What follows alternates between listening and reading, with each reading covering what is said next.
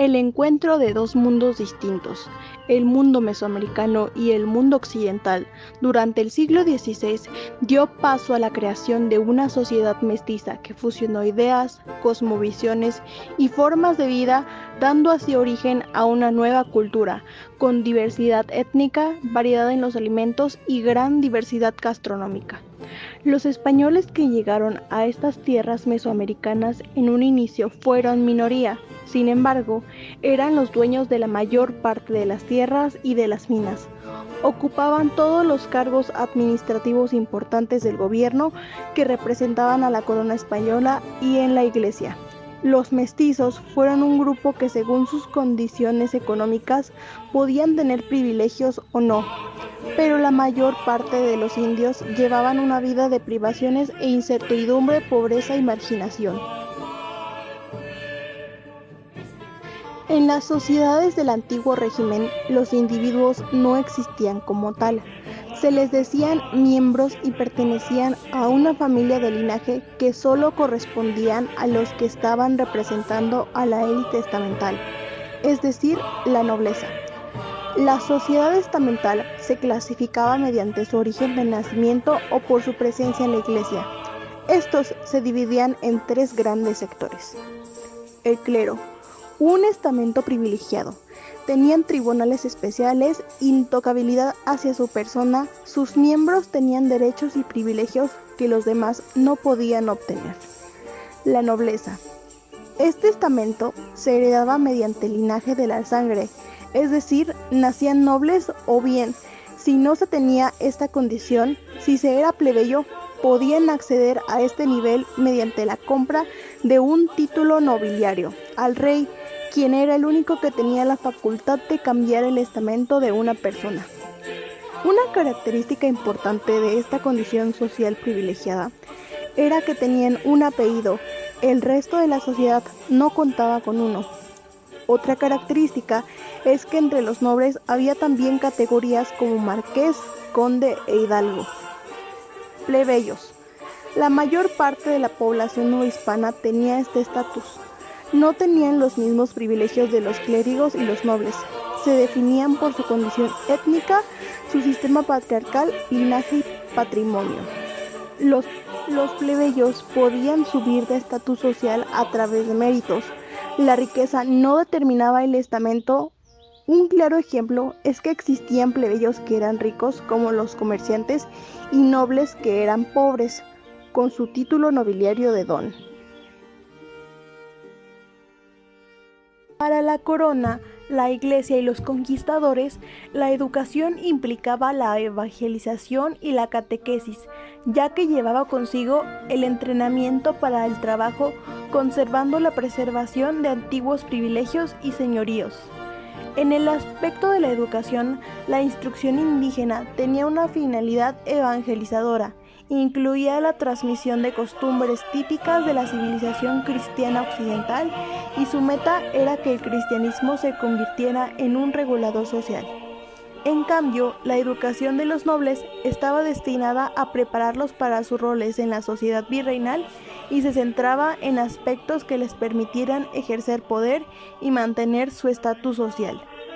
Existían dos tipos de escuelas: las escuelas de primeras letras, donde se enseñaba lo básico como leer y escribir, y las escuelas de estudios superiores. En las escuelas de primeras letras todos podían asistir, indígenas, criollos e hijos de españoles. Estas existían en más de 1000 pueblos y se sostenían de la caja de la comunidad y de los padres de familia. En estas escuelas asistían solo varones de los 6 hasta los 12 años. Si la caja de la comunidad pagaba un salario adecuado al maestro, los indios asistían gratuitamente, pero los hijos de españoles, mestizos y mulatos pagaban $1 al mes. Los maestros en los colegios eran sacerdotes o novicios de las distintas órdenes religiosas.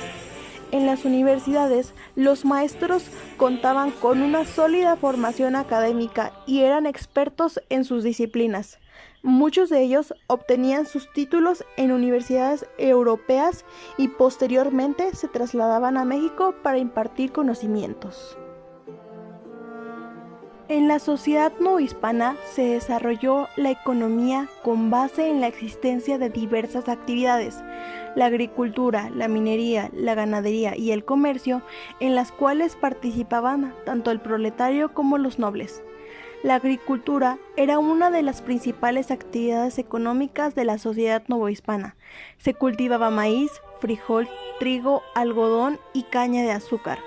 Los nobles poseían grandes extensiones de tierra conocidas como haciendas, donde trabajaban los indígenas como jornaleros. En la actividad ganadera se criaban animales como vacas, ovejas, cerdos y caballos, los cuales proporcionaban carne, leche, lana, etc. La minería era otra actividad económica importante.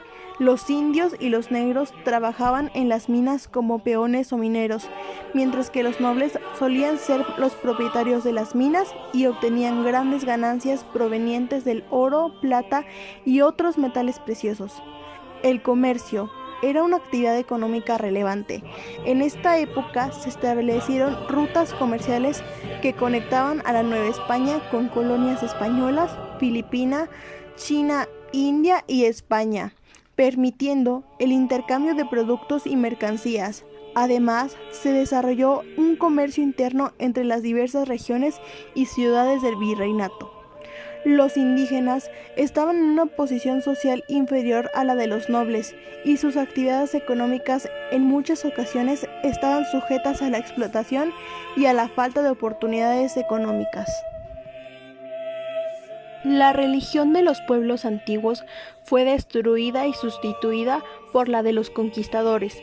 La imposición del régimen político, económico y cultural español estuvo ampliamente relacionada con la cristianización.